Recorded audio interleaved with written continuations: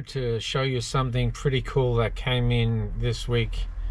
This is the Nokia 9500 communicator. It's part of the Nokia communicator series, and it came out in February 2004. Look at that beautiful piece of design. So this thing was capable of supporting all the Microsoft applications, and it had a QWERTY keyboard, so you could type with a great deal more ease. In those days, most of us were using phones like this, the 3310, and to text you'd have to, if you want to see, you'd have to push the 2 button like 4 times, and so that got a little bit onerous, and using a keyboard like that would have been pretty cool.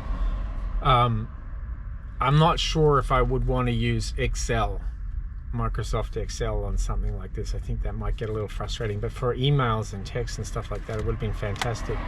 This was the first Nokia product to support Wi-Fi. Nokia apparently were fairly nervous to integrate wireless into their machines, because the networks at that point saw it as competition to their GSM networks.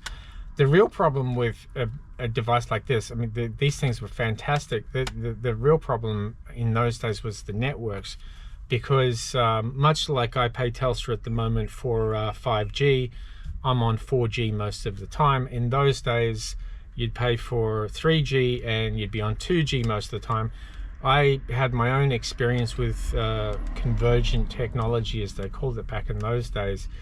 I had a wireless modem that plugged into my laptop. It was supposed to be on the 3G network, but it was on the 2G network most of the time.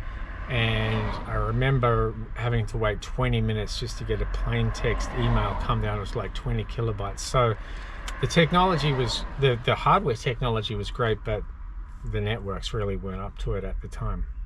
Anyway, I just thought it was pretty cool.